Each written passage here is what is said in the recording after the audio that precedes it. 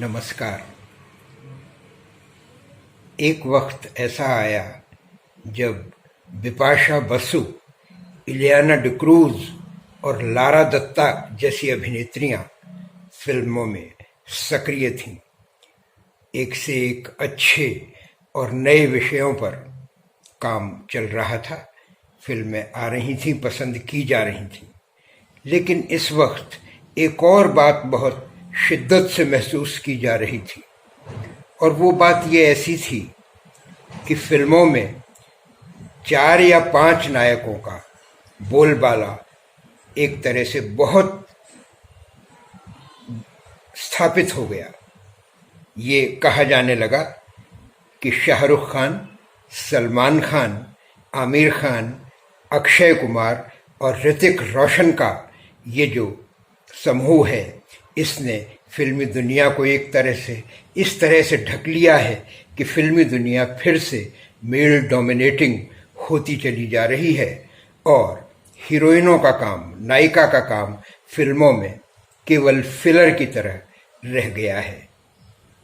ये बात कुछ हद तक ठीक भी थी, लेकिन इस पर लगातार ध्यान दे रहे थे हमारे कुछ निर्माता और निर्देशक। ऐसे समय एक और अभिनेत्री का पदार्पण, जो मॉडल थी, अंग्रेज अभिनेत्री कैटरीना कैफ, इन दिनों चर्चा में आई। नमस्ते लंदन, मैंने प्यार क्यों किया, सरकार, वेलकम, हमको दीवाना कर गए जैसी फिल्मों में कैटरीना कैफ की उपस्थिति महसूस की गई, अनुभव की गई। और कुछ फिल्मों जैसे न्यूयॉर्क, राजनीति, अजब प्रेम की गजब कहानी, उनमें उनका काम सराहा गया। इसी के साथ साथ, जैसा कि अक्सर होता है मीडिया में, यदि किसी अभिनेता या अभिनेत्री की चर्चा किसी भी वजह से हो तो दर्शकों का ध्यान इस पर जाता है और वो जो नाम है स्वतः बड़ा होता चला जाता है, लोकप्रिय होता चला जाता है। रणबीर कपूर के साथ उनके प्रेम के चर्चे उन दिनों बुलंदी पर थे, लेकिन इसके साथ साथ ही कुछ समय के बाद लोगों ने देखा कि रणबीर कपूर के साथ उनका ब्रेकअप भी हो गया।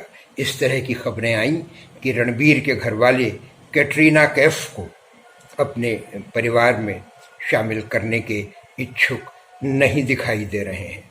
और इस ब्रेकअप के साथ ही, जहां एक ओर कैटरीना कैफ ने अपनी मायूसी को कार्य में बदल लिया, अपने साहस में बदल लिया और अपने काम में वो और दत्तचित्त हो गई।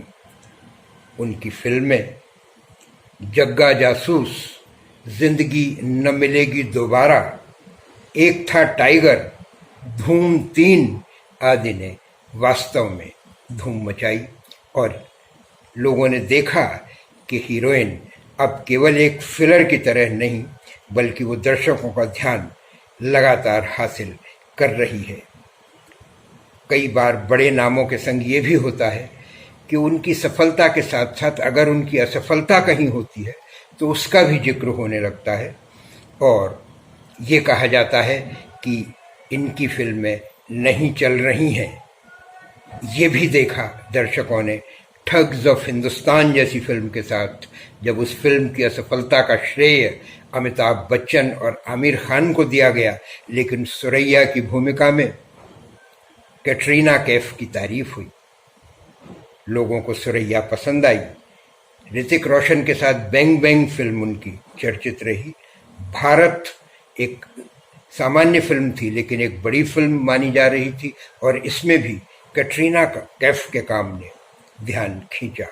अक्षय कुमार के साथ सूर्यवंशी की शुरुआत हो गई और इस सफलता के साथ कैटरीना कैफ का नाम जुड़ गया अपने समय की सर्वश्रेष्ठ अभिनेत्री के रूप में, सर्वाधिक लोकप्रिय अभिनेत्री के रूप में, और एक नई हस्ती फिल्मी दुनिया को मिली।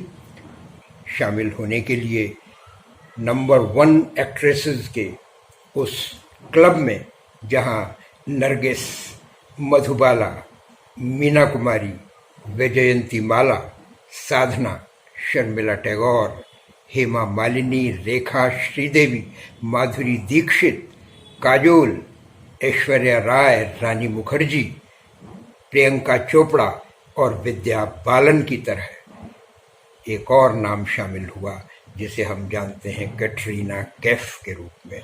वो बन गई दर्शकों की चहेती, अपने दौर की नंबर 1 अभिनेत्री। शुक्रिया।